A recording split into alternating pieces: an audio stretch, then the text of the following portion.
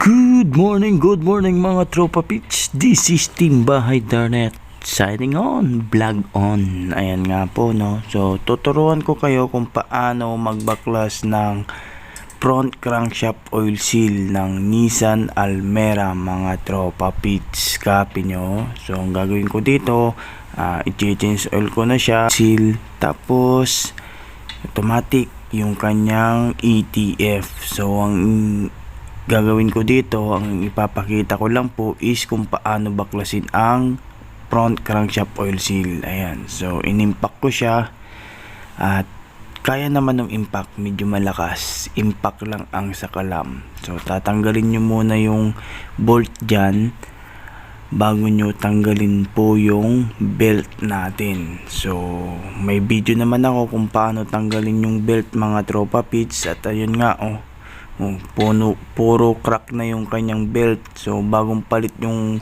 compressor niya, hindi ko lang kung saan nila ipinakabit.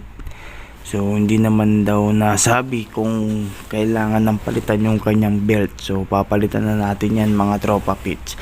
So pagtanggal sa pulley, kailangan pukpukin nyo muna siya para mauga, pero smooth lang yung pagpupukpok para hindi masira yung pulley. Tapos alug-alugin, tapos pwede nyo rin po siyang sikwatin. Ayan, tulad ng ginawa ko. So sinikwat ko lang siya, tapos natanggal na yung pulley. So ganun lang kadali yan mga tropa pits. Belt lang yung tatanggalin, tapos pukpok, tapos sikwat. Ayan, so tuturuan ko rin kayo kung paano tanggalin yung front crankshaft oil seal mga tropa pits. So ang ginawa ko muna dito, siyempre bago ko tanggalin yung front crankshaft oil seal, dapat malinisan ko muna lahat para makita ko kung maglilik pa pagka pinaandar natin yung makina tapos patay. So nakikita ko dito mayroon ding tagas sa baba, sa may gilid, at dito nga sa may front crankshaft oil seal. Kaya ang gagawin nyo dyan, ayan, kung meron kayong panikwat na ganyan, sisikwatin nyo lang siya mga tropa pits para matanggal nyo yung front crankshaft oil seal, kasi hindi naman yan makapit tulad nung iba. Ayan, so sinikwat ko lang at tanggal. Tapos yung sa may gilid nung tropa pits, so makikita ko dito may oil sludge na rin ito, tapos matigas na rin yung kanyang oil seal. So kailangan na rin talagang palitan yan mga tropa pits, no? Matigas na siya, kaya kahit pa paano, pag matigas na yan, isang kus yan para magtagas yung ating langis mga tropa pits.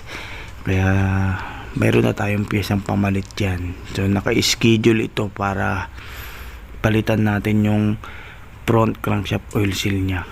So nasikwat na natin, nalinisan na rin natin yung loob. Ayan, so kailangan yung lihain yan para pag ikakabit nyo yung bagong front crankshaft oil seal, hindi magasgasan at swabe lang yung kanyang pagkakabit pag isasalpak nyo na mga tropa pits, no? Kaya kaya nyong i-DIY to mga tropa pits, no? Hindi naman siya ganun kahirap baklasin.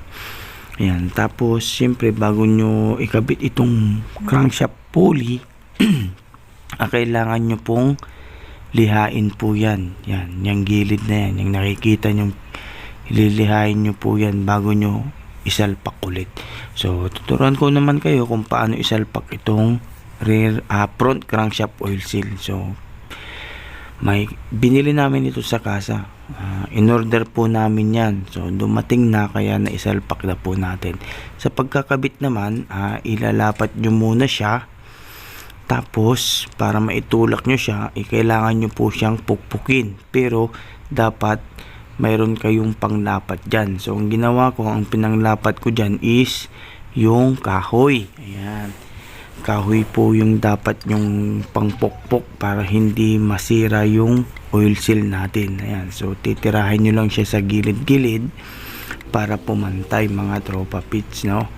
Ayan, so pupukpukin nyo lang po siya kasi pantay naman yung kahoy na yan para hindi ma-stress yung oil seal natin pag ikinakabit. Ngayon pagka alam nyong kulang pa, ilapat nyo lang. Kaya tatandaan nyo rin po yung oil seal kung paano nakakabit para yung clearance. Hindi rin naman pwede na sobra, kasi pag sobra po siya, masisira yung oil seal natin kasi gagasgas doon sa may sprocket. So tamang tamang lapat lang yan. So ang ginawa ko, hindi na kaya nung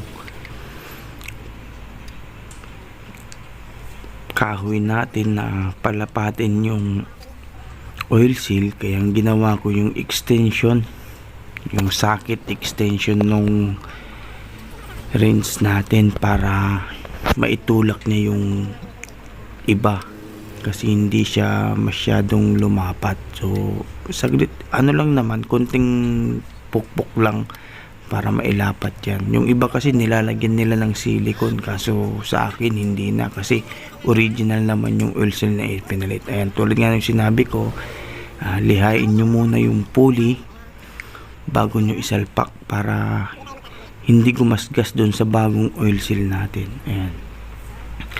So pagkakabit, mayroon namang dowel guide dyan, kaya hindi kayo magkakamali kung paano nyo ikakabit yung rear front crankshaft oil seal. Ayan. So pukpok, tapos ilalagay nyo na lang yung tornilyo, and then impakin nyo na lang siya kasi lalapat naman yan. Kung wala naman kayong pang impact tulad nung ginamit ko, pwede nyo naman 19 socket na socket, tapos pukpukin nyo ng martilyo. Sigurado sasama po yan. Pukpok lang ng martilyo. Or yung iba kasi pag nilagay yung socket na yan, kailangan yung iba kinakrank nila. So pwede naman yun para madaling matanggal, pero ang ginawa ko is kaya naman nung impact ko, kaya natanggal. Tapos nung ikinabit ko, shinak ko lang siya ng 3 beses na hampas sa martilyo, tapos yung sa power handle natin para sumikip. Ganun lang mga tropa pits. Tapos kabit nyo na yung belt. Pagkatapos nyo na ikabit yung belt, syempre papaandarin nyo po yan para makita nyo kung may tatagas pa o wala. Ganun lang po yung pagkakabit yan. So napaandar ko na, kung okay naman, hindi naman siya wiggle, wala naman talsik. So for observation, thank you mga tropa.